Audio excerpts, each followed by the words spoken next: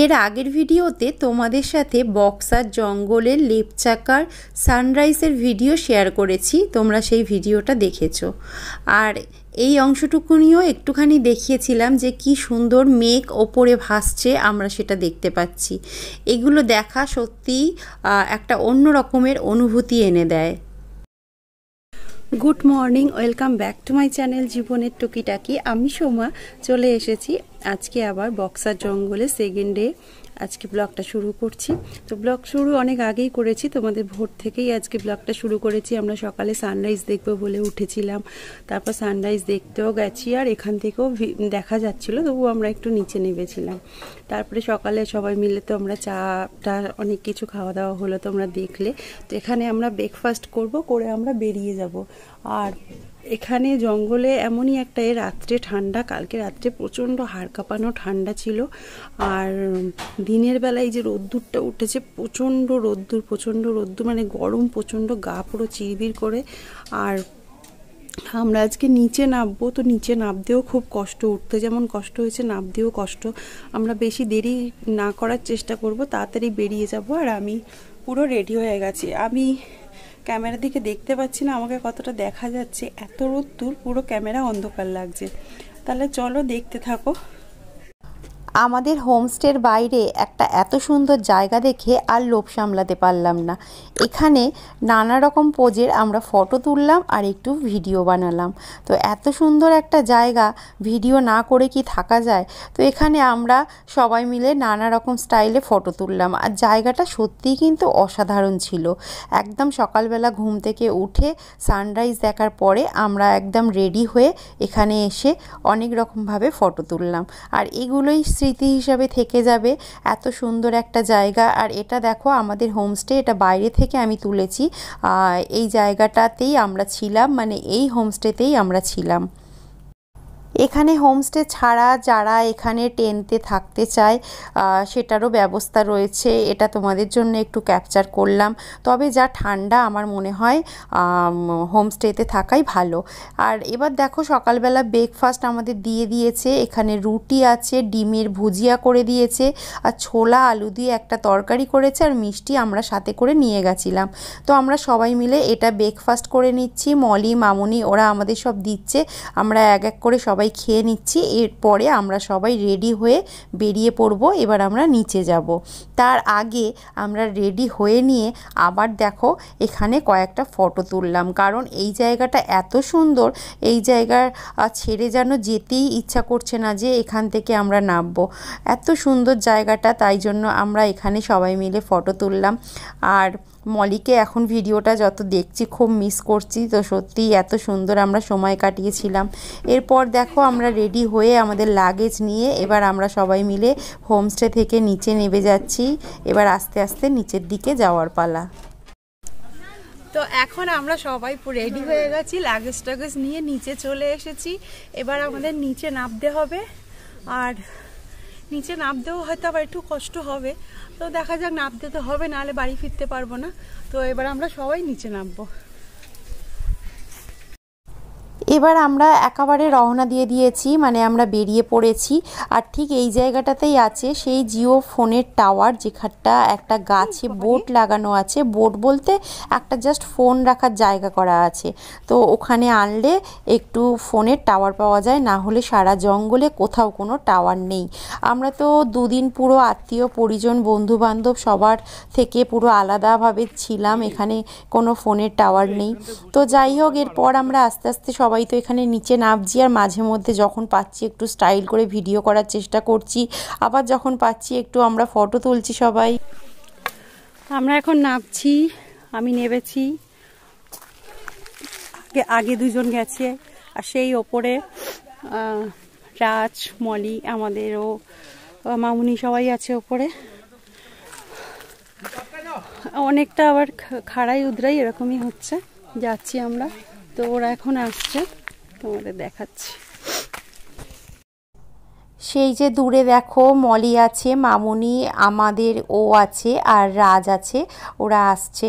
আর এই মোমেন্টগুলো ক্যাপচার করতে বেশ ভালো লাগে, খুব স্মৃতি হিসাবে হয়তো ভবিষ্যতে দেখলে আমাদের খুব ভালো লাগবে।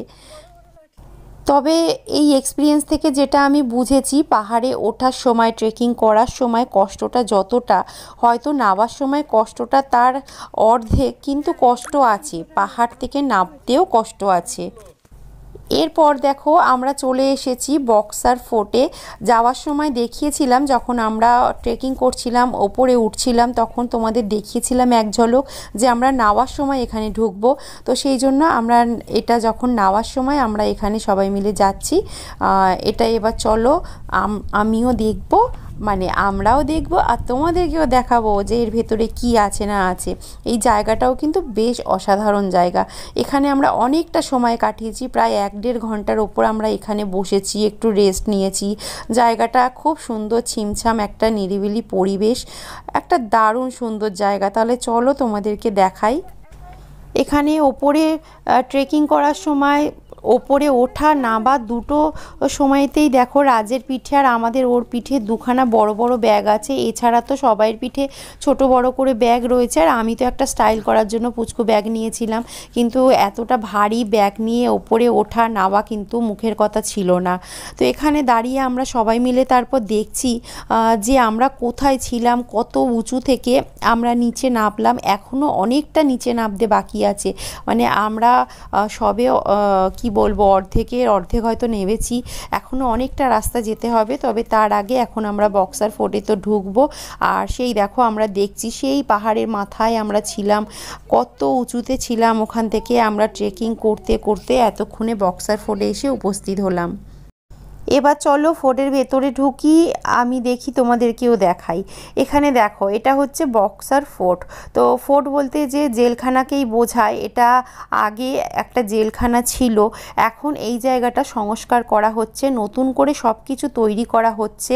এখানে মিউজিয়াম তৈরি হবে, মানে আগেকার যে বক্সার ফোর্টের মধ্যে কি কি হতো, সেখানে কি করা হতো না হতো, সেগুলো এখানে মিউজিয়ামের আকারে সংরক্ষণ করে রাখা হবে। এগুলো নতুনভাবে তৈরি হচ্ছে এখন। তাই আমরা যে সময়টাতেই এখানে গেছি, জানুয়ারি মাসের একদম ফার্স্ট উইকে, তো এখানে তখন কিন্তু কাজ চলছে। এখানে দেখো কত বড় বড় সব রুমগুলো বানানো হয়েছে। পুরো জায়গাটা কিন্তু খুব সুন্দর, তোমরা দেখতে থাকো, দেখতে পাবে। এই যে দেখো এদের দুজনকে জেলে আটকে দেয়া হয়েছে। এদের দুজনকে আমরা এখানে রেখে দিয়েই চলে যাব, এরা অন্যায় করেছে বলে আমরা জেলে ভরে দিয়েছি।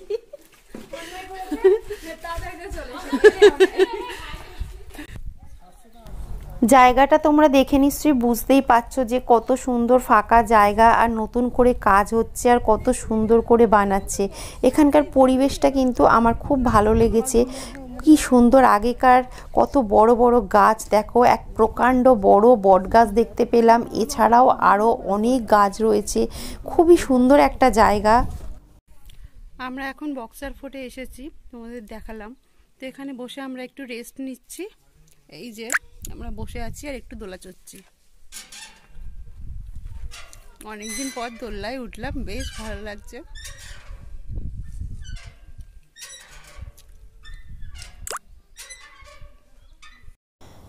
এই জায়গাটাতে আমরা অনেকটা সময় কাটিয়েছি। এখানে আমরা তোমাদের তো বললাম 1-1.5 ঘন্টা মতো ছিলাম। একটা শান্ত নিরিবিলি পরিবেশ, খুবই ভালো লাগছিল। মনে হচ্ছিল যে এখানেই বসে থাকি, কিন্তু আবার নিচে তো নামতে হবে। সেই জন্য আমরা এখানে কিছুক্ষণ রেস্ট নেওয়ার পরে আবার যাত্রা শুরু করলাম। এখন যেখান দিয়ে যাচ্ছি রাস্তাটা খুব সরু, আর এখান দিয়ে অনেক নিচে দিয়ে একটা ঝর্ণা বয়ে যাচ্ছে। তো আওয়াজটা তোমরা পাচ্ছ কিনা জানি না।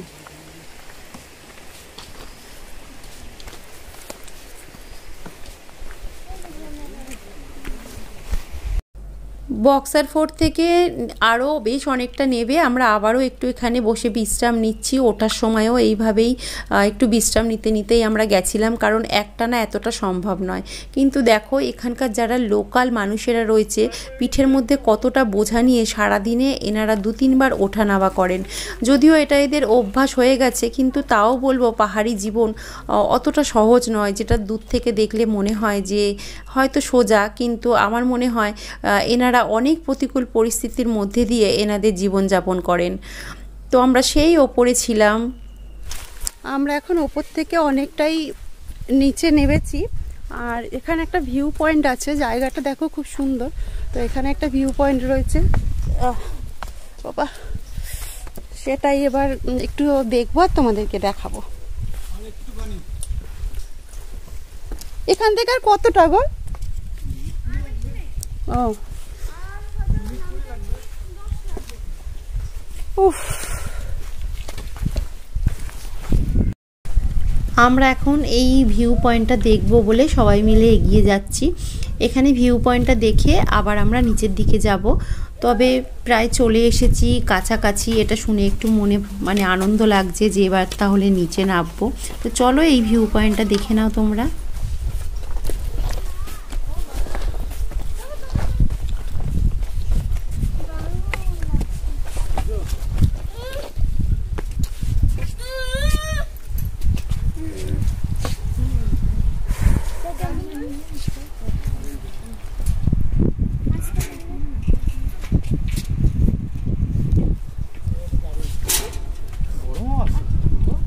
একটা গরমের যেন হালকা মতো হাওয়া, আবার ঠান্ডাও হাওয়া।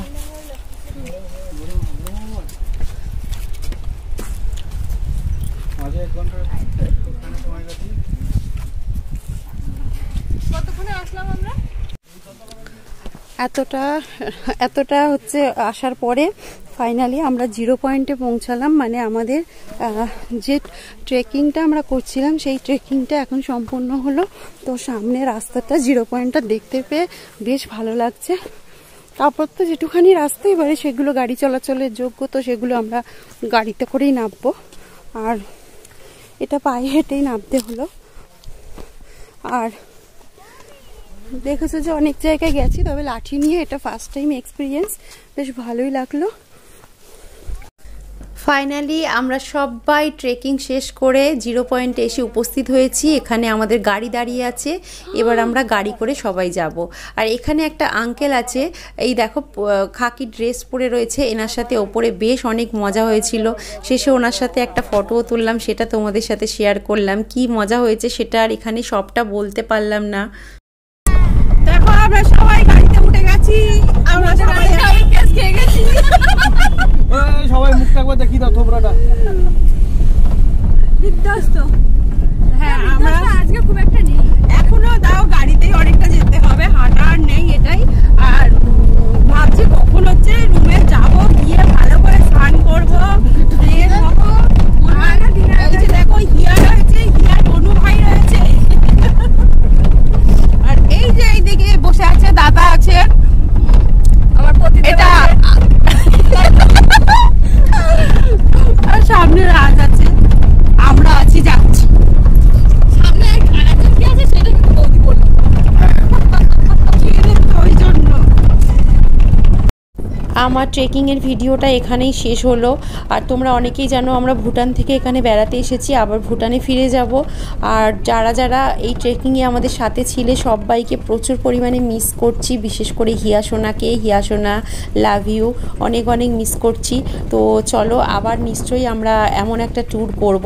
ঠিক আছে, চলো সব বন্ধুদের বলছি সবাই ভালো থেকো, সুস্থ থেকো, সাবধানে থেকো। আজকে ভিডিওটা এই পর্যন্তই শেষ করলাম, আবার দেখা হবে নতুন ব্লগে।